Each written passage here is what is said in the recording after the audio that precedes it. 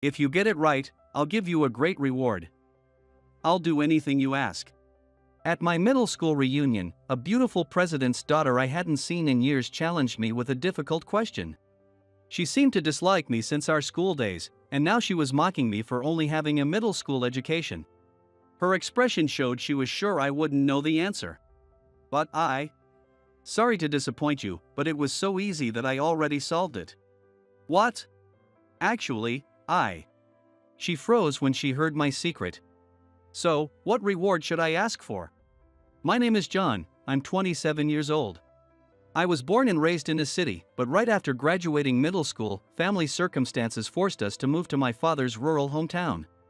Since then, I hadn't returned to my old town even once. The distance from our new home was quite far, so visiting my old classmates wasn't easy. But this time, I had some work-related matters and decided to visit for the first time in over 10 years. One reason was that I received an invitation to our middle school reunion. Apparently, my old school was celebrating its 100th anniversary. I was surprised to learn it was such a historic school. By chance, the invitation reached me through an acquaintance of my father's, who had my new address. I haven't been back to that town in so long. I wonder how it's changed. I wonder if my old classmates even remember me. Receiving the invitation brought back many forgotten memories. The places we used to hang out, the atmosphere of the town. The time spent with my classmates. Recalling all that, I decided to take the plunge and attend the reunion. After a 4-hour drive, I returned to the town for the first time in 12 years. It looked a bit more rundown than I remembered. The buildings near the station had many vacant stores, and the liveliness of the past was gone. The arcade and bowling alley where I used to go with friends in middle school were all gone. Apparently, redevelopment around the next station over had caused that area to flourish instead. It's only natural that things change over more than a decade. That's just the way of the world. Honestly, I didn't have many good memories of middle school. Why? Because a certain girl used to harass me persistently. Her name was Emily. She was the daughter of a president who ran a large company. Beautiful, smart, athletic, and talented in the arts. A perfect girl. For some reason, she always targeted me. Even when we were in the same class in 7th grade, and later in different classes, she was always hostile towards me. Her methods were subtle. She'd come up to me when I was alone to say something mean or set me up to fail without others noticing. Once, I directly asked her why she did it. But she didn't give a proper answer. I just don't like you, that's all. She turned her beautiful face to the side and, true to her words, said she didn't like me at all. I still remember the pleasant scent of her long hair that swayed as she turned. Though I was angry, I couldn't help but be mesmerized by her beauty. That's how beautiful she was even as a young girl. I wonder if Emily will come to the reunion. If she does, will she bother me again? We're all adults now, so it shouldn't be like middle school. Anyway, since I have other reasons to go to that town, I'll just have to go. Attending the reunion as a side event doesn't sound too bad. I arrived at the reunion venue. With alumni from the past 100 years gathering, it was a huge crowd. According to the attendee list, the oldest person there was in their 90s. There were no centenarians, but having people in their 90s was impressive. Among the attendees from 12 years ago, class of '88, I saw Emily's name. It seemed she was attending today. For a moment, seeing her name made me feel uneasy, but it was immature to feel that way before anything even happened.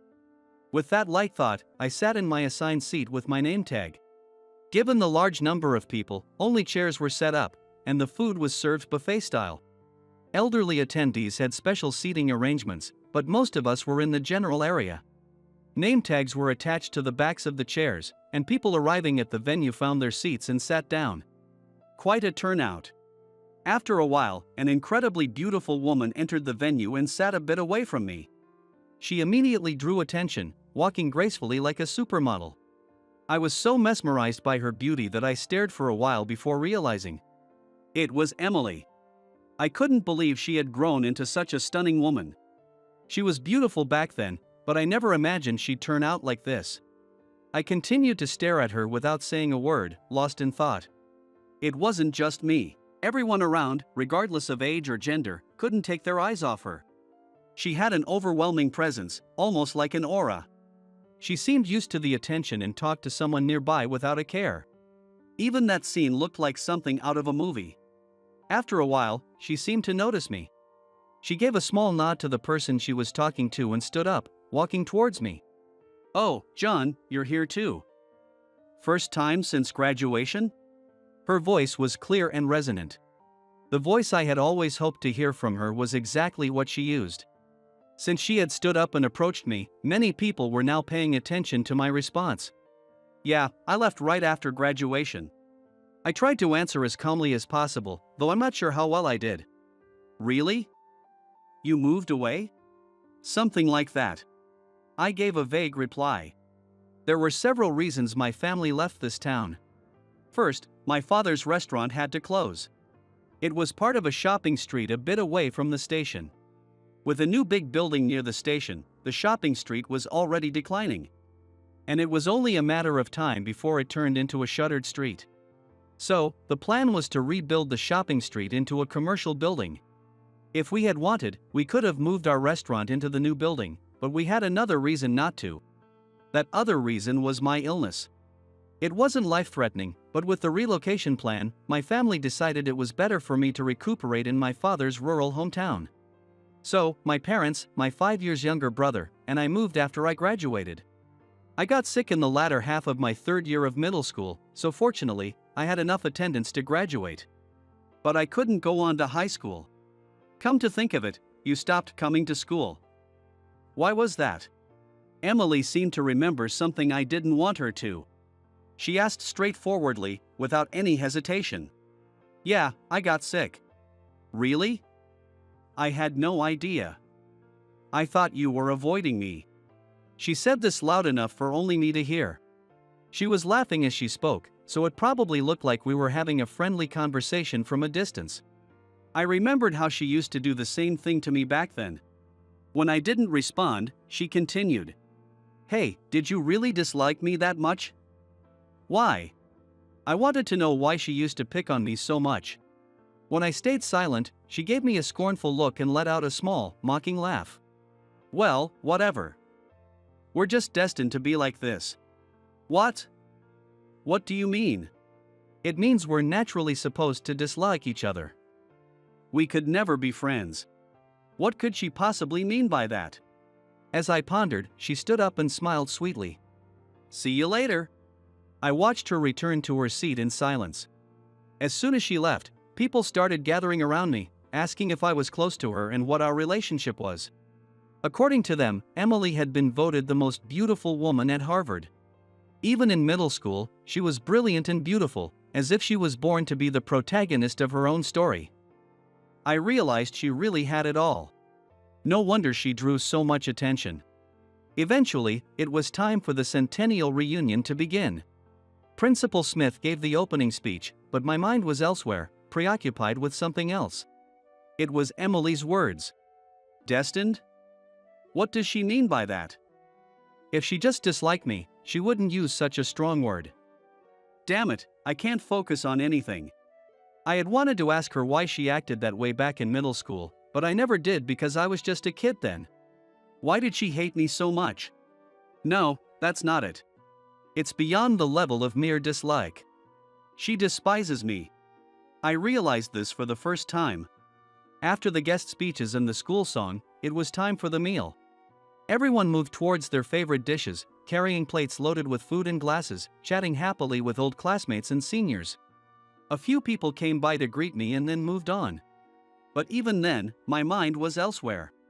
All I could think about was finding Emily after the reunion and asking her why.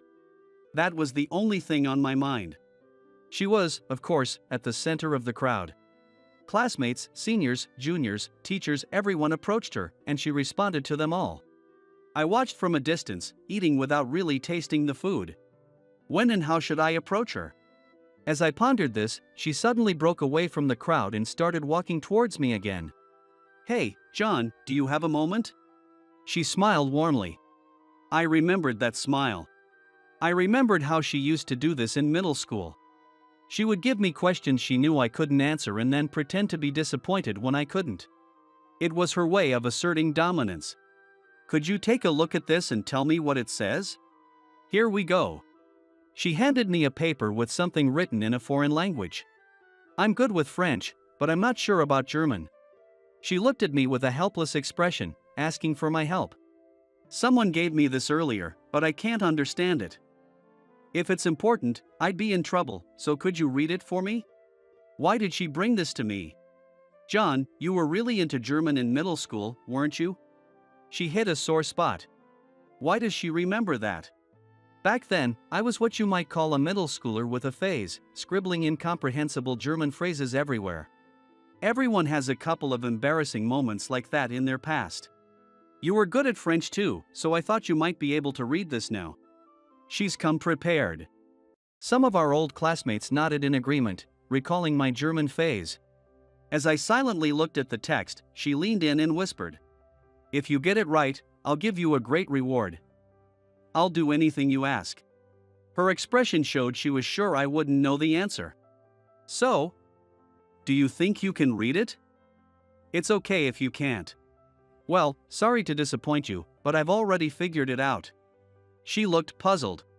This isn't a letter, it's a copy from a German law book. Whoever gave you this must be teasing you, knowing you're a Harvard grad. When I handed the paper back, she took it with a blank expression. She shot me a sharp glance but quickly returned to her usual smile. Oh, I see. I got teased. Sorry for taking up your time. She handled it gracefully. She easily brushed off the earlier conversation as if it never happened. But John, that's impressive. To figure it out so quickly just by glancing at it. Which university did you attend? I hadn't attended high school because of my illness. She must have overheard me talking about it with others earlier. Maybe she thought I'd never had a proper education when she gave me the German text. I went to Stanford. I answered nonchalantly. What? Stanford? The room buzzed with whispers. Of course, it did. No one expected someone like me to name-drop Stanford. I couldn't attend high school because of my illness, but I passed my exams and went straight to university. Hearing that, the people who had been surrounding Emily quickly gathered around me. Half looked at me with admiration, while the other half eyed me with suspicion. And so, the 100th anniversary reunion came to an end. Afterwards, as people continued to approach me, I kept my distance and looked for Emily. Emily, can I talk to you for a moment? What is it? She turned to me with a stiff expression. Do you remember the promise you made earlier? Promise? What promise? You said you'd do anything if I could read the German text. She stood in silence. I don't care what it is, but you have to keep your promise. Fine, I get it. She replied reluctantly. There's something I want to know. Why did you pick on me so much in middle school? I could never figure out why. She remained silent. Her silence started to make me angry. There's something I want to tell you. You know I said I couldn't go to high school because of my illness? That might have been your fault. What? How could it be my fault? Have you heard of orthostatic dysregulation? It's a disorder of the autonomic nervous system that makes it hard to get up in the morning. It's a condition that often affects teenagers, but because it makes it hard to wake up, people often think you're just lazy or slacking off. And it's not well understood. It's said that stress can affect the autonomic nervous system, leading to this condition. Your behavior back then really hurt me. I think it might have been one of the causes of my illness. Maybe the move helped, but fortunately, I recovered in about 2 years. Because of that, I couldn't experience high school life at all. It was a difficult illness, even if it wasn't life-threatening. Emily looked shocked and wide-eyed at my words. So I couldn't go to high school. In the end, studying on my own became interesting, and I managed to get into Stanford. So I guess I should thank you for that. My sarcastic remark made her lower her head. I noticed her shoulders trembling. Did I make her cry? I worried that I might have said too much, but it seemed that wasn't the case. She was laughing. Ah, serves you right. It should be like that. For a moment, I thought I misheard, but it seemed I hadn't. It's all your parents' fault. What? Your father stole my mother. I couldn't believe what I was hearing. What? You didn't know? It happened when I was 3. My mother abandoned me and went to your father. It's true that my mother isn't my biological mother. She married my father when I was 4, and a year later, my brother Tom was born. But I had never heard that she had a child before. Neither of my parents seemed like they would do something like that. In 6th grade, I accidentally found out where my mother was and went to see your father's restaurant. You were there too. Looking so happy with your family of 4. I couldn't forgive you from that moment. Emily glared at me as she continued. I was attending a private integrated school, but I transferred to your public middle school for revenge. That's why. Her story didn't seem like a lie. There was no reason for her to make up something like this. So if my attitude made you sick, it's your parents' fault. She said this with a satisfied smile. I planned to go to the same high school as you, but you suddenly disappeared. To find out you were sick serves you right. I never knew a beautiful woman could look so ugly saying such things. Ask your parents about me. Ask if they know Emily. I could only watch her walk away after hearing her final words. When I got home, I immediately talked to my parents and asked if what she said was true. And it turned out that her story about her mother was true. But the rest of her story was a bit different. Honestly, I couldn't tell which version was correct. But I decided to believe my parents. After that, I reached out to Emily through mutual acquaintances. Unless she knew the truth, she would live her life holding this grudge forever.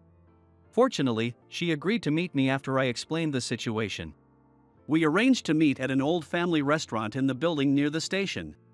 It had been there since my middle school days and was still the only hangout spot in town. The place was quite crowded when I arrived. So, what did your parents say? About that, it seems the story you know is a bit different. I thought about whether I should tell you, but I think you deserve to know the truth. She glared at me, clearly annoyed. Fine, go ahead. Tell me your story. I can't be sure if it's true or not, though. All right. I told her what I had learned from my parents. First of all, my father did not steal her mother from her father. After your mother gave birth to you, she fell ill and was told by the doctor that she might not be able to have any more children. Your father wanted a son to inherit the company, so he forced her out. Oomph, that's a lie. She was reluctant to believe my words. Which was understandable. Then why did she leave without taking me? If he didn't want a daughter, I should have been thrown out too. He cared about appearances. If he kicked out both mother and child, his reputation would have suffered. So, he made your mother the villain and threw her out. Her parents' marriage had been a strategic one. Her nouveau riche father had offered support to the failing company of her mother's family in exchange for marriage. Her mother's family had a prestigious lineage. That's why your noble bloodline was necessary. But he also wanted a male heir. This was the result. Gradually, her expression began to change. It seemed like she was starting to recall something. After being kicked out, your mother had nowhere to go. She ended up working at a diner where she lived in. It was my father's diner, who had lost his wife and was raising me alone. Their meeting was coincidental, but perhaps it was fate. They fell in love and eventually remarried. She became my stepmother, and, ironically, they had my brother. If your father hadn't divorced her, thinking she could still have children, my brother might never have been born. It might have been a shocking story for Emily, but I needed to correct these lies. My mother's family company is now run by her younger brother.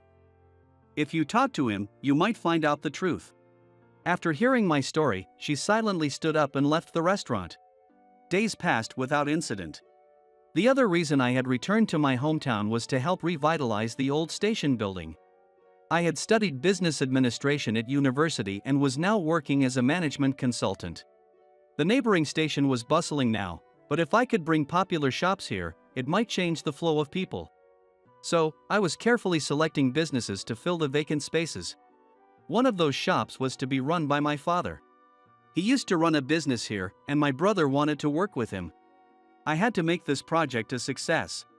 I've always had a soft spot for my brother. One busy day, I was suddenly contacted by Emily.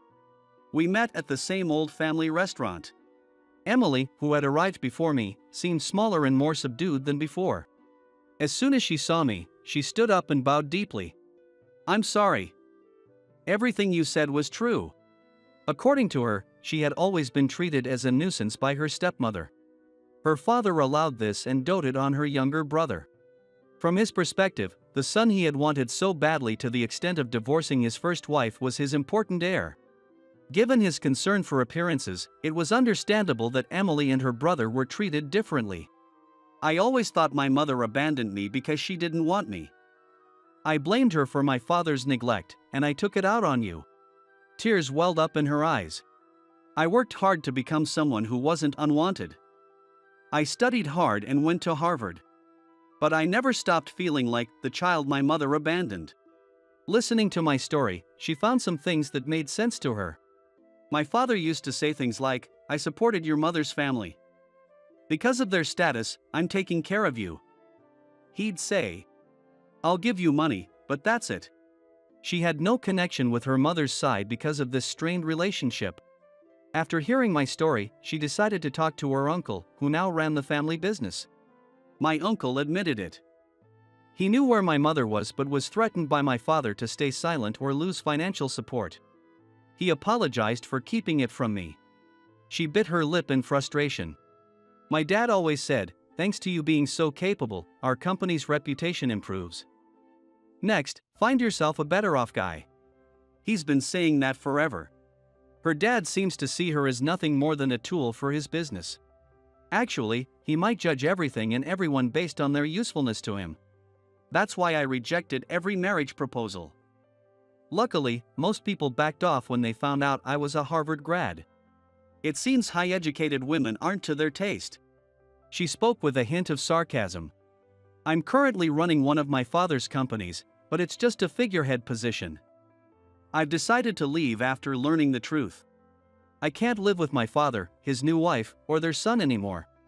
With that, she bowed her head to me again. "I'm sorry for making you sick. I know saying sorry doesn't make up for it, and I don't expect you to forgive me. But I just wanted to say it." As she finished speaking, she stood up to leave. "Wait," I called out, stopping her. "Where are you going?" "I don't know, I'll find a job somewhere." "Then, would you help me with my work?" She turned, surprised. "Your work?" "Yes. I'm working on revitalizing this town. If you feel guilty about what you did to me, help me with this project. We really need more hands." "But I can't forgive what you did, but that's in the past. Let's work together for the future." She broke down in tears. To outsiders, it looked like I had made a beautiful woman cry in a family restaurant. Everyone was giving me cold stares. "This is awkward, please stand up." Eventually, Emily accepted my offer and started working at my company. She also reunited with her mother. Although she hadn't known the truth, she apologized for resenting her mother for so long. And her mother also apologized for leaving her daughter behind. At last, mother and daughter were able to reconcile. Emily also met her half-brother and was happy to connect with him. She didn't have a good relationship with her other brother, but my brother is a lovable character. He quickly bonded with her, and soon we were smiling together like a family of 5. Years later, the station building redevelopment was a success, and the town began to regain its former liveliness. The neighboring station didn't decline, and both areas thrived, competing to boost the town. However, Emily's father's company was struggling. His overbearing management style and interference from his wife and son had caused good employees to leave. Though the company was still hanging on, he had heard about my success and sought my advice. "Are you really going to help his company?" "I'm not sure. The employees don't deserve to suffer, and it wouldn't be good for the town if the company failed."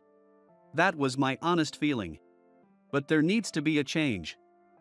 I'll bring in people from your mother's family's company and have your father step down. I won't let things get worse." Emily looked relieved. Despite everything, she still cared about her family. Over the years, Emily and I had grown closer. Perhaps we might become a real family one day. I had a feeling that might happen. A single sad event had twisted our relationship, but as long as we're alive, there's always a chance to start over. There's no wasted experience in life. What? Oh, nothing. For now, we can only move forward, believing in a brighter tomorrow. I'm sure a bright future awaits us. During the wedding reception, the microphone was handed to the mayor, Mr. Anderson, the father-in-law of my brother David. I am very happy that my beloved daughter is marrying a reliable man. Mr. Anderson began his speech, but his expression didn't look cheerful at all. As I wondered about this, the topic suddenly shifted to me. Since everyone will find out eventually, I want to let you know first. It's about David's brother. He didn't go to high school. Mr. Anderson's sudden statement changed the atmosphere in the room. People started glancing at me, and their stares felt piercing. You must be worried about having someone like him as a relative. I feel the same. A junior high school graduate is a disgrace to the family. His words echoed in my head through the microphone. I've been teased about my education before, but this was the first time I was humiliated in front of so many people. Moreover, this time it was rejection from someone who was about to become family. I wanted to leave the venue as soon as possible and hide somewhere where no one could see me. However, it wouldn't be acceptable for a close relative of the groom to leave halfway through the reception. As I was looking down, I noticed a commotion up front. When I looked up, David had stood up and taken the microphone from Mr. Anderson. Then, right after, Mr. Anderson's body started to shake. My name is Mike Johnson. I'm in my 30s and work in the local construction industry. I work for a well-known company in the area, and I've been entrusted with a decent position, so people often envy me. However, I wasn't always successful. I can say that I managed to climb up the position despite being in an underprivileged environment. Growing up in a single-parent household, I had to lead a frugal life, so I didn't have an environment conducive to studying. In elementary school, the family was just my brother David, me and my mother. My mother worked from morning till night. So in the mornings, we got ready by ourselves, went to after-school care, and then went home to eat bread crusts to stave off hunger. Sometimes, when there wasn't any food, we distracted ourselves with games to forget our hunger. I wasn't good at studying or sports, and I didn't have any dreams for the future as a kid, but David was different. He was excellent in academics and sports. He always shined at sports day and came first in his grade at the marathon. I want to become a police officer and make the community safe. He declared in front of the whole school, and I was proud of him. As we entered middle school, it became inevitable to think realistically about the future. While David maintained his dream of becoming a police officer, I drifted through school without any particular goals. It's time to get serious about your future. What are you planning to do? Called out by my homeroom teacher, Mr. Smith, to think about my future. I realized that I couldn't let my mother bear all the financial burdens of school and living expenses. Therefore, it was only natural for me to think about working and earning money after graduating from middle school. Ignoring Mr. Smith's strong recommendation, how about at least finishing high school? I started working at my current company right after graduating from middle school. That's how we spent our youth and grew up. David achieved his dream of becoming a police officer and works hard every day. Although we were a close family, work made it difficult to find time to meet and share updates. One day, I was surprised to hear from David after a long time. He told me he was going to be married. What shocked me even more was that his fiancée was Emily, the daughter of Mr. Anderson, the mayor of our town. David met Emily through an introduction of a friend, but he didn't know she was mayor's daughter at first. He was stunned when he went to announce their engagement and found the mayor waiting. David had met him several times in the line of duty but never imagined he would become family, so he felt very nervous, as he told me. "Mike, I know you're busy, but I need you to meet my new family. Mom came to the initial meeting, but you need to be introduced too." "Of course. I need to make a good impression on him since we work together." I hung up the phone, looking forward to the day. The day of the dinner with Emily and Mr. Anderson came quickly. I usually wear work clothes or cheap casual suits, so I bought a new suit for the occasion. Feeling unlike myself, I waited for them at the restaurant. "Sorry to keep you waiting. Thank you for having us today." Emily entered the private room with Mr. Anderson, a familiar figure from neighborhood bulletins and local news. David and I stood up to greet them. "Thank you for your time. I'm Mike, David's brother." "It's a pleasure to meet you," I introduced myself. Emily smiled warmly and greeted me back. She was very pleasant, and her demeanor reflected her good upbringing. Mr. Anderson, however, seemed different from his friendly TV persona. On TV, he was always engaging and responsive with the townspeople, but here, he was standing with his arms crossed. Even while waiting for drinks, he didn't say a word, just sat there silently. I tried to make conversation with him to ease the tension.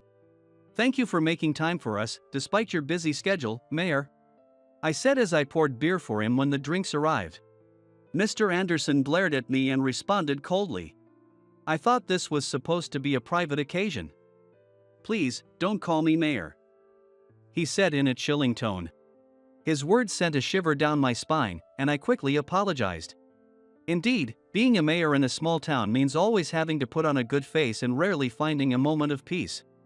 Always being recognized and unable to act freely is much like being a celebrity. Understanding this, I tried to empathize with him. "I'm sorry for making you uncomfortable. I didn't consider your feelings," I apologized again. Mr. Anderson scoffed and took a long drink of his beer. Despite the awkward start, the dinner progressed smoothly. Thanks to the excellent food from the renowned restaurant and the efforts of David and Emily to keep the conversation going. The mood shifted again when Emily asked me, "Could you tell us more about yourself, Mike? I'm very interested in your background too. Which university did you attend?" he asked with frowning face. I couldn't meet his gaze. Education was always a sensitive topic for me. Since turning 30, it rarely came up, but whenever it did, it still unsettled me. I tried to respond confidently. "Actually, I started working right after junior high school to support my mother, who was working tirelessly. I didn't attend high school. Working in construction wasn't easy, but it allowed me to help my mother. So, I didn't graduate from high school, let alone attend university." My voice trailed off, afraid of sounding defensive. "I've worked hard to live my life and have no regrets. However, I don't have anything particularly impressive to boast about either." My timid demeanor must have been evident to Mr. Anderson. He looked down on me, laughing through his nose, and said, "I thought it was a joke when I heard you didn't finish high school. I can't believe it's true. You must have led a pathetic life without much effort. Or are you expecting financial support from us now?" His sudden harsh words left me speechless. While my background may not be impressive, I haven't lived pathetically, nor do I expect to rely on anyone. On the contrary, I've been given responsibilities in my current job and will be involved in significant local projects. Even Emily felt uncomfortable and spoke up. "Dad, isn't that too rude? Besides, Mike is contributing to society. Focusing on academic background is such an outdated way of thinking." David didn't nod, but his expression showed he agreed with Emily. Mr. Anderson, still unsatisfied, told Emily, "Stay out of this," and turned back to face me. "As you know, I am the mayor of this town. While my daughter's marriage will be welcomed, people will be interested in who she's marrying. And some will certainly investigate the family background." I understood what he was getting at. In a small town, news of someone's marriage quickly turns into gossip. With Mr. Anderson's daughter, people would undoubtedly dig into every detail. If they found out there was a high school dropout in the family, it wouldn't sit well with him. The more he spoke, the more pathetic I felt. Then Mr. Anderson said something that left me in disbelief. "David is a man my daughter loves, and being a police officer makes him very trustworthy. But what about you?" Sighing, he continued with a look of disdain. "Frankly, even if David becomes part of the family, I want to sever ties with you. Can you accept that?" I wanted to believe it was a bad joke, but he looked at me with a serious expression. Even Emily seemed shocked and couldn't find words to respond. In that tense moment, it was David who spoke up. "Mr. Anderson, with all due respect, I could only graduate from high school, attend college, and go to the police academy because of my brother. Without him, I wouldn't be where I am today." David continued with a passionate explanation. He detailed how I, having started working right after junior high school to support our hard-working mother, had covered his school expenses. Indeed, I rarely spent the money I earned on myself or indulged in luxuries. When David was in high school, he was too busy with his extracurricular activities to have time for a part-time job. So I earned his tuition and allowance. When he wanted to attend supplemental classes for college entrance exams, I also managed that expense. I was willing to spend any amount for David's education and aspirations because it was never a burden for me. On the contrary, I felt proud of David for achieving things I could never accomplish, like scoring well in exams and excelling in sports. David's hard work paid off, and he got accepted into a prestigious private university. Our mother was proud of David's efforts but also worried about how to cover the costs of living alone and tuition. "Mom, I'll handle David's tuition, so don't worry about it." "But you really need to slow down with work," I told her. "Thank you. I'm happy to hear that. But Mike, you work so hard and don't spend any money on yourself." "Don't worry about me," she replied. To support both our mother's relentless work and David's dreams, I worked even harder. In college, David had given up his dream of becoming a police officer to focus on his studies, but something must have sparked his interest again. As he started saying, "I want to become a police officer once more." Although David focused on research during college, he eventually rekindled his desire to become a police officer. "Don't worry about the police academy fees. Just focus on your dream," I told him. David smiled and reassured me. "The police academy pays a salary, so there's no need to worry about money." He then turned serious and said, "Thank you for everything. From now on, I'll be independent and make sure Mom doesn't have to struggle. Please start using your money for yourself." I vividly remember David's tearful expression as he said those words. David explained to Mr. Anderson how much he owed to me and my selfless support. Although I felt embarrassed, I sensed Emily looking at me with respect after hearing David's story. "Well, it seems you were a young man without ambitions or dreams," Mr. Anderson said as he stood up and put on his jacket. "Staying here any longer will just make the food and drink taste worse." "I'm leaving," he announced. "Dad, what are you saying?" Emily tried to stop him, but he ignored her and left the room. "I'm sorry for his rudeness," Emily repeatedly apologized, and I could only respond with a strained smile. Although I worried about the future after that dinner, David later told me that Mr. Anderson usually didn't behave like that. He might have been overly sensitive about the family connections due to his daughter's marriage. Emily also said, "I've never seen my father act like that before. It probably wouldn't be an issue if I wasn't around." David and Emily's relationship remained strong. The wedding plans proceeded smoothly, and the date was set without any major issues. Finally, David and Emily's wedding day arrived. Surrounded by many well-wishers, they pledged their eternal love. The touching scene brought tears to my eyes. While I was still emotional during the reception, the microphone was handed to Mr. Anderson. After Emily read her message to her parents, Mr. Anderson stood up with a stern expression. "I am very happy that my beloved daughter is marrying such a reliable man as David," he began, but his expression remained somber. As I wondered why, the topic suddenly shifted to me.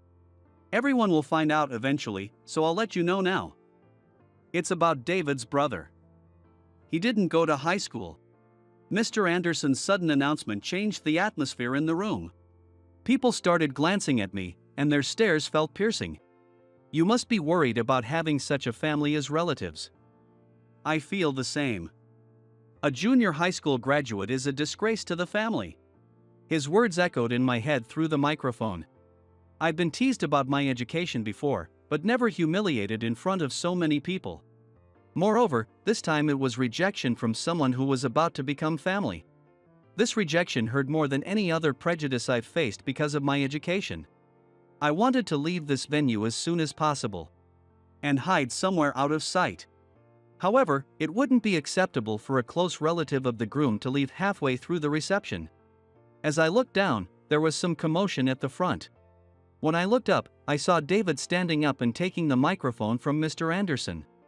"I understand how you feel, Mr. Anderson," David said, slowly scanning the entire room. "To me, even though he didn't go to high school, Mike is a great and respected brother. He is involved in both the local tourism development project and the renewable energy power plant project, is a star in this town. Beside David, I could hear Mr. Anderson mutter, "Mike Johnson." Since there were people from the construction industry in the town hall in the room, I could hear whispers, "So he's Mike Johnson's brother." Mr. Anderson must have reviewed the documents about the projects planned in the town, including the involved companies and key figures.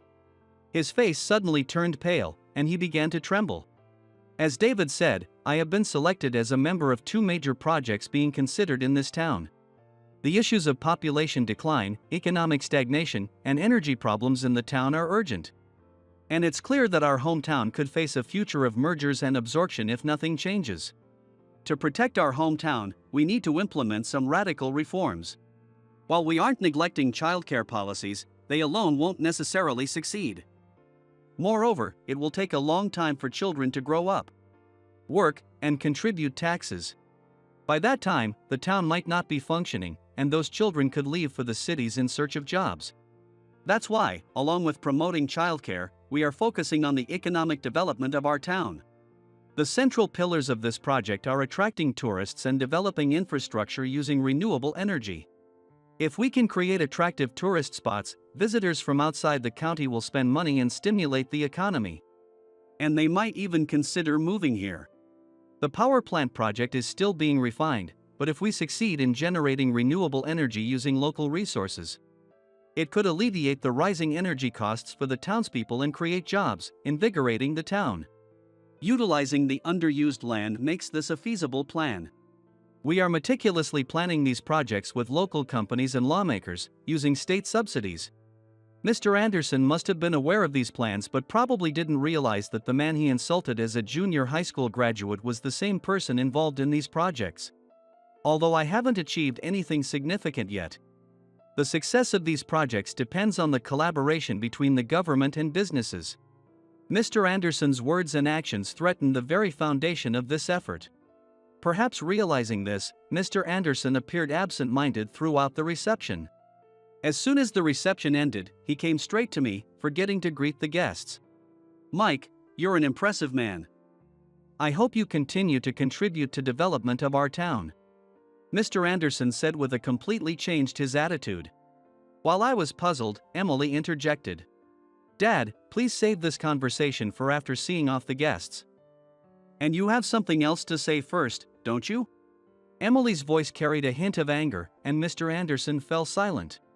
After the greetings and thanking the venue staff, he approached me again. "Mike, I have a proposal, given your talents. We need to trim the budget for the upcoming project." "I was hoping you could help with that," he said. I realized that he was trying to involve me in the town's financial matters.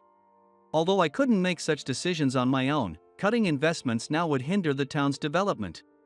Everyone is working hard to rebuild the struggling town. Frankly, it's problematic for someone in his position to have such a self-serving attitude. With all due respect, let's discuss this in the proper setting.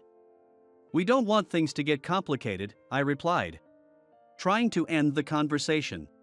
But he didn't back down. "But with the election coming up and political issues at play, I need to maintain a good fiscal status while leaving a legacy for the next election," he insisted. His selfish reasoning left me speechless. As I pondered what to do, Emily came running over. "I heard everything. It's rude to suddenly change your stance and try to negotiate. You should apologize for your previous behavior first." She scolded him like a teacher reprimanding a student. Prompted by Emily saying, "Come on." He turned to face me. "I'm sorry," he muttered. "That's too quiet and not enough. You owe him a proper apology." It truly felt like a teacher-student scenario. Looking around and seeing no one else witnessing this, I sighed in relief. If someone saw this, it would ruin his dignity as a mayor. "It's okay. I don't mind about it, and besides, I haven't accomplished anything yet. Let's work hard together from now on," I said. Hearing this, Mr. Anderson looked relieved. Although Emily still seemed unsatisfied, she probably decided there was no need to say more since I was okay with it. She apologized deeply to me before leaving. A few days after the wedding, I found myself sitting across from Mr. Anderson at the same restaurant.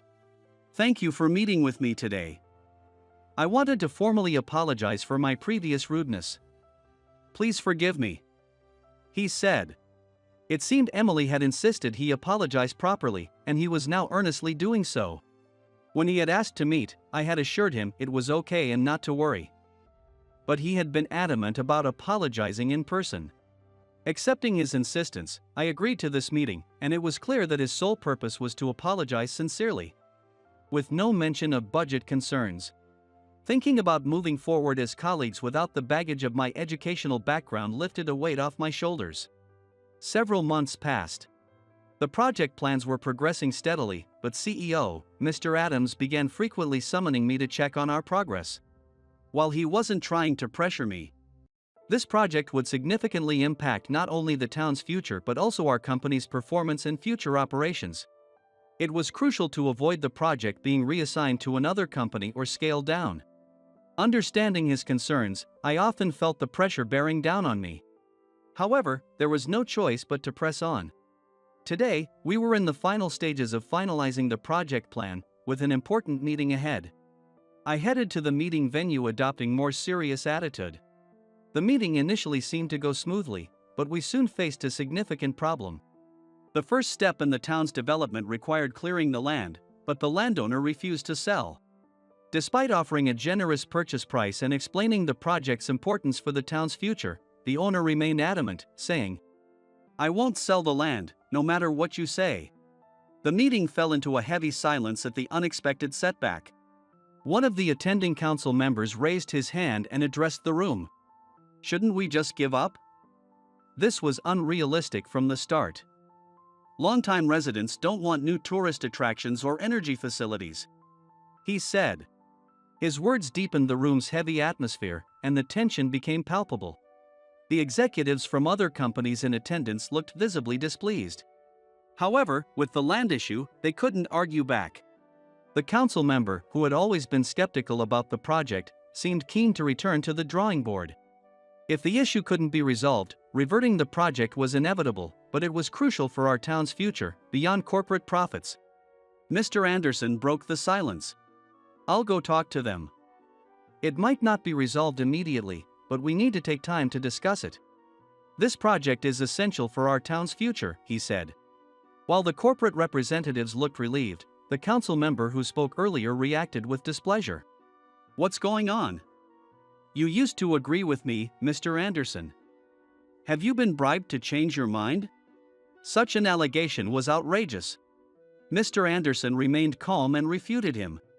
"I don't change my stance lightly, but I will if it's for the town's benefit.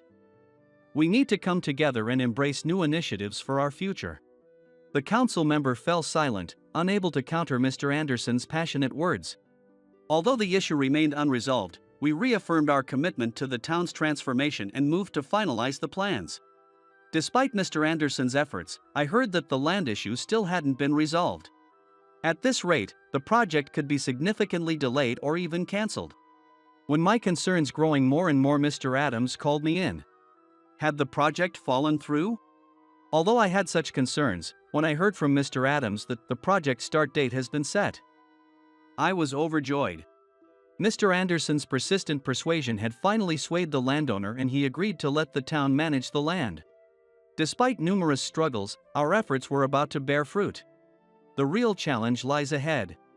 Let's build a town we can be proud of. With this renewed determination, I prepared to move forward. 3 years later, the town's development was well underway. The completion is still a ways off, but the project is starting to take shape, and I'm looking forward to the future. One busy workday, I received wonderful news from David. David's first son had been born. When I arrived at David's house with a gift, I saw Mr. Anderson gently holding the baby. "Dad, let Mike hold him too," Emily said. "All right, but wait a little while longer," he replied. Seeing him lovingly playing with his grandson made me smile. The house was filled with toys and baby essentials, most of which Mr. Anderson had bought. "For this child's sake, we need to make this town lively," Mr. Anderson murmured to no one in particular. "Generations will change, but this town will endure. To ensure these children can live fulfilling lives, I decided to continue contributing to our hometown alongside Mr. Anderson." Even though I tried to get details from the Vietnamese man, he didn't understand my Japanese because he was anxious. When he finally started speaking, I couldn't understand him. Time passed frustratingly, and Sarah sighed. This is problematic. We need to get the details quickly before his memory fades. But getting an interpreter now will take time. Is there no other way? Sarah sighed again and glanced at me. Seeing her pleading eyes, I made up my mind. My name is Michael. I'm 30 years old. Currently, I work as a paralegal, assisting attorneys at a law firm. I've been through a lot to get here. I've also given up on some dreams. However, I think I'm living the most peaceful life now. The documents you requested are ready. When I handed the documents to the male attorney, John, he glanced at them and said, "Thanks. I'll look at them later," and turned back to his computer. But, hey, you borrowed my paralegal, and that's all you have to say? Take a proper look at his work, said Sarah, showing her strong-willed attitude. Sarah is the attorney I work for. Although I primarily work for Sarah, I occasionally help other attorneys like this. John quickly flipped through my documents and praised them for being well done. Of course. Michael is amazing. Sarah complimented me as usual. Since obtaining her lawyer qualification at 24, Sarah has made remarkable achievements and now handles requests from various places as a highly skilled attorney. Despite being such an impressive person, she somehow appreciates me. When I first came to this office for an interview, it was the same.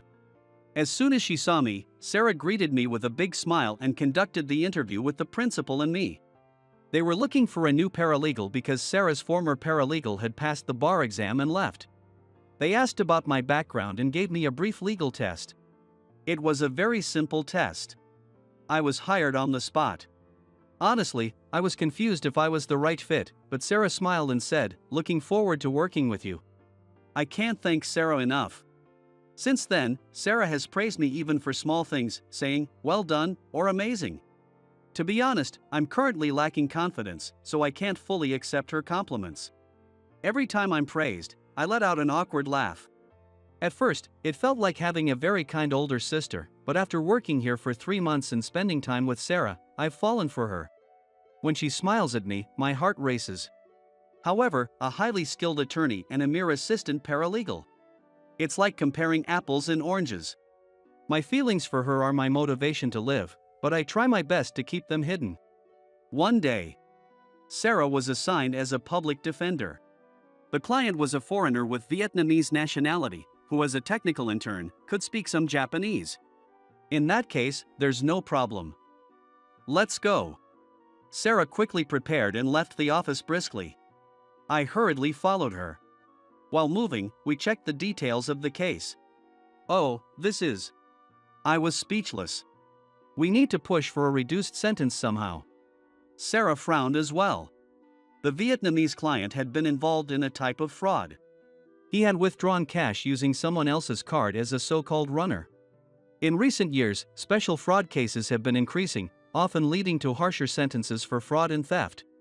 Depending on the scale, even first-time offenders often face jail time, making this a challenging case. The Vietnamese man we met was named Nguyen. As soon as he met Sarah, he kept repeating, "I didn't know it was a crime." Even though we tried to get details from him, he couldn't understand our Japanese due to his anxiety. When he finally understood and spoke, we couldn't understand him. Time passed frustratingly, and Sarah sighed. This is problematic. We need to get the details quickly before his memory fades. But getting an interpreter now will take time. Is there no other way? Sarah sighed again and glanced at me. Seeing her pleading eyes, I made up my mind. I spoke to Nguyen in Vietnamese.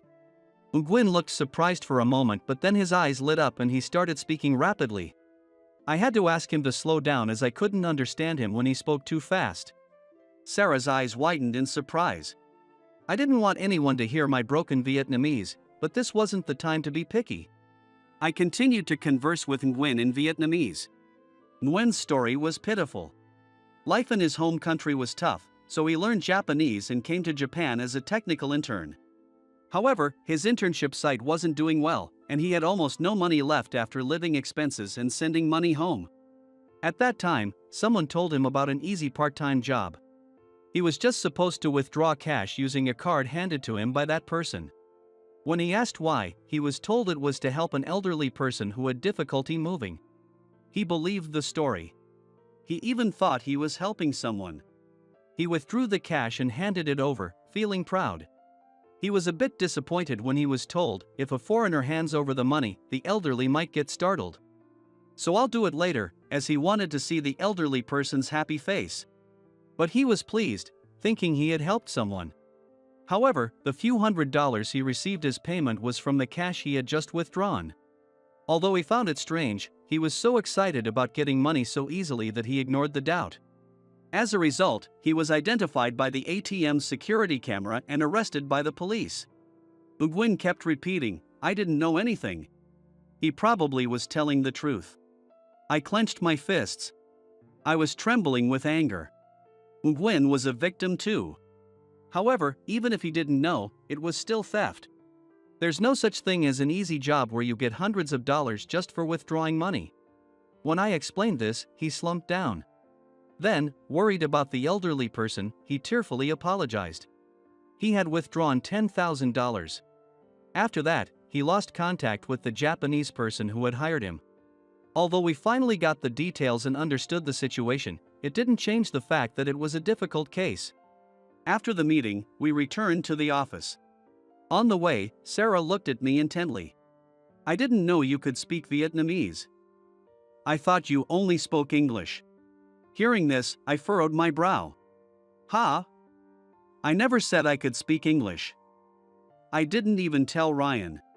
When I stammered, Sarah sighed. Never mind then." Her confusing words made me furrow my brow even more.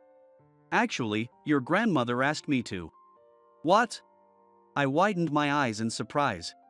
"Indeed, I am currently living with my grandmother." "What did she ask? From where?" As I was bewildered, Sarah smiled. "To explain that, you'll need to tell me about your past, Michael, who graduated from Stanford University and holds a California bar license." I widened my eyes even more. How much did she know about me? I felt a bit scared, but Sarah kept smiling. Encouraged by her compassionate gaze, I began to speak hesitantly. Due to my parents' work, I've been living abroad since the 3rd grade. I spent 3 years in Vietnam, and then, after my parents were promoted, we moved to the US. While living in the US, I developed a dream. I wanted to become a lawyer and help those in weaker positions. In a country with many immigrants like the US, there are numerous issues of all sizes. I wanted to help the people of Japan where I was born, and the people of Vietnam where I spent 3 years. With that dream, I studied diligently every day. To stand by the weak, I had to be strong. After entering Stanford University, I went on to Stanford Law School and obtained a California bar license. However, the big hurdle was the quotas. Initially, I couldn't get my own cases and had to rely on senior lawyers to meet my quotas. While there were many cases due to the litigious nature of the US, I couldn't afford to take my time with each one. I began to prioritize efficiency to meet the quotas, becoming increasingly focused on it. Then, a turning point came. I thought it was a winnable case. However, the opposing side's research surpassed mine. They exploited weaknesses I hadn't noticed, and we lost the case. The client was furious and fired me as their lawyer. I was furious with myself as well. If I had approached the case more carefully, I would have noticed and addressed the weak points. In my quest for efficiency and my overconfidence in winning, I had forgotten the most important thing. Realizing this, I judged that I was not suited to be a lawyer. Rather than helping the weak, I had neglected them. This was not the job I had dreamed of. In my exhaustion, I received a letter. It was from my grandmother. Hearing about my situation from my parents, she sent me a letter from Japan. "Come back anytime." Seeing those words made my heart tremble. The neat, careful handwriting made me naturally shed tears. "And then? I want to go back to Japan," I murmured. My memories of Japan were up to 3rd grade and the annual visits. While my maternal grandparents had already passed away, my paternal grandmother always welcomed us with a smile. She was always warm and welcoming. I wanted to go back to that place. So, I returned to Japan alone and started living with my grandmother. For the first few months after returning, I spent my time in a daze. I spent my days eating the delicious meals my grandmother prepared, sitting on the porch reading books while looking at the flowers in the garden. And sometimes helping her with gardening. Every flower my grandmother grew was vibrant and blooming beautifully, filled with love and care. She often called this my recharging period, and surrounded by flowers, I truly felt warmth, peace, and a sense of fulfillment growing inside me. As my health gradually improved, I considered starting a part-time job and began reading a local job listing magazine when my grandmother handed me her mobile phone. Despite being 80 years old, my grandmother loves new gadgets and skillfully used her mobile phone. She showed me a job listing for a law firm. Grandma. I mean, right now. I'm not really up for anything related to law. As I hesitated and tried to decline, my grandmother smiled and pointed to the word paralegal on the screen. Of course, I knew what it meant. During my time as a lawyer in the US, I had been helped by paralegals many times. I think you're suited for something related to law, Michael. Hearing that, I reluctantly took the phone from her and looked at the job listing. A paralegal, assisting lawyers. I had often delegated preliminary investigations to paralegals for the sake of efficiency. If their investigation was insufficient, even a winnable case could be lost. I knew better than anyone the importance of this job. If I focused on conducting thorough investigations as a paralegal, would my past mistakes eventually be forgiven? As I pondered this hopeful thought while looking at the job listings, my grandmother peeked over my shoulder and tapped on a specific law firm ad, saying, "This one looks good, doesn't it?" Nothing ventured, nothing gained, she said as she pressed the apply button. Wait, what? Hang on. As I panicked, my grandmother smiled and said, "It's fine. Look here, it says they welcome people who do thorough investigations. It's perfect for you, Michael." I stared at the screen. Indeed, it matched my motto. My grandmother smiled contentedly. "Why don't you at least try the interview? It might open up a new path for you," she said casually. In the end, I searched for the law firm on my phone and applied myself. I thought my grandmother had randomly picked one of the many law firms. It was the firm where I currently work. Wait, was I set up? After finishing my story, I looked at Sarah, who was smiling broadly. "Maybe so," she said, clearly amused. "Actually, my parents' house is 2 doors down from your grandmother's. I live alone now, though." Her words took me by complete surprise. "What?" Sarah seemed pleased by my astonished reaction and laughed softly. "My parents were busy, and from around upper elementary school, they decided I could manage on my own, so I often ate dinner alone." Sarah's expression turned slightly sad. She mentioned that in lower elementary, her parents would come home earlier, but during long breaks like summer vacation, she would have packed lunches prepared and spend the days alone. Although she had some friends' moms checking on her occasionally, she couldn't impose on them too often. As she got used to being alone, she spent her time watching TV and studying. During that time, she got to know my grandmother. "Your grandmother said she was lonely because her son's family had moved overseas and she couldn't see them often. So, I started having meals at her place sometimes and we became close." I had never heard this story. "That's why I know a lot about you, Michael. Like how you wet the bed again when you suddenly moved to a new environment." She brought up my most embarrassing past and I panicked. "Wait. Grandma, why did she tell you that?" Seeing me shout in embarrassment, Sarah laughed joyfully. "Whenever I visit my parents, I always drop by your grandmother's house. She would happily talk about how you went to Stanford University, went to law school, and became a lawyer. She said it's great because I became a lawyer in Japan, too." However, it seems that as time went on, my grandmother began to express more concerns about me.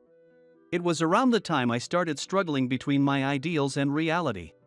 And finally, I returned to Japan. "I told your grandmother to let me know if there was anything I could do. She asked me to help you once you started to recover a bit." So, I waited for that moment. As I began to regain some stability, Sarah got Ryan to post a job listing for me. Actually, my paralegal quit a while ago, and Ryan kept asking if I needed to hire someone.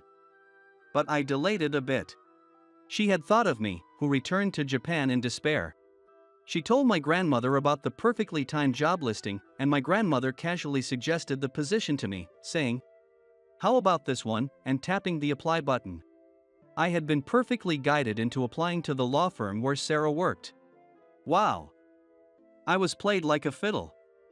This is embarrassing. I covered my face with my hands, feeling ashamed. But Sarah let out a soft laugh. Your grandmother thought about how to handle it for a long time. She worried that if she said she knew someone there, you might get suspicious or even cancel the application. I recalled my interactions with my grandmother. Grandma, she acted so well. Oh, but I was drawn in by the welcome those who conduct thorough investigations line. As I started to say, Sarah chuckled. That's amazing. Your grandmother suggested writing that line, thinking it might attract you. I looked up at the sky in defeat. I was completely outmatched by my grandmother. Despite having spent so little time together, my grandmother saw through everything. Oh, so that's why you praised me for every little thing. It was to build my confidence. When I said that, Sarah blushed slightly. I said I'd handle it, but I didn't really know what to do. I just wanted you to regain your confidence since you seem to have lost it. Like a kind older sister, she praised me no matter what I did. It all made sense now. Feeling resolved, I said, "All right. Let's do our best for Nguyen." As I said this, feeling refreshed, Sarah's expression clouded. What should we do? Of course, we'll aim for leniency, but what he did was wrong. Seeing Sarah struggle, I turned to her. How about a plea bargain? Sarah's face lit up for a moment. Although it's not yet common in Japan, it was often used in the US. If we can get information about the fraud ring from Nguyen and capture them. Sarah's expression slowly brightened. Yes, plea bargains are still rare in Japan, but if we can use his information to capture the fraud ring, it could lead to a reduced sentence as part of a cooperation agreement. Sarah's face shone with determination. I can't forgive those who deceived Nguyen either. It would be great if they were caught and Nguyen's sentence was reduced. We had our strategy. A few days later, Nguyen was successfully acquitted. Sarah's skills were impressive, and I played my part well too. We divided our tasks. First, Sarah approached Nguyen about compensating the victims. To Nguyen, $10,000 was a significant amount. However, showing sincerity could lead to a settlement and a lighter sentence. Sarah encouraged Nguyen to contact his family in Vietnam. Initially hesitant, Nguyen was persuaded by Sarah's heartfelt words. How would your family feel if they found out later that you were imprisoned in Japan? And what if they learned they could have prevented it by helping out? I would be devastated. Moved by Sarah's words, Nguyen tearfully contacted his family. His family scrambled to gather money. Although they couldn't collect the full amount, their sincerity reached the victims, leading to a settlement with the condition of paying the remaining amount, and even obtaining a petition for a reduced sentence. As for me, I ran around based on the information Nguyen provided. Despite Nguyen's phone being cancelled, I traced his footsteps and found small clues. Based on Nguyen's testimony, the police created a sketch and tracked down the man who had given Nguyen instructions. I visited Nguyen's training site to see if anyone else had received similar proposals. Thanks to these pieces of information, the police successfully busted the fraud ring. Cheers! On the night we secured the dismissal of charges. Sarah and I celebrated at an izakaya. We were both excited and the drinks flowed freely. After a while, Sarah leaned her elbows on the table, her cheeks flushed, and stared at me. Being stared at for a while made me nervous. What is it? Is there something on my face? Sarah shook her head seriously. You should get your lawyer qualification in Japan.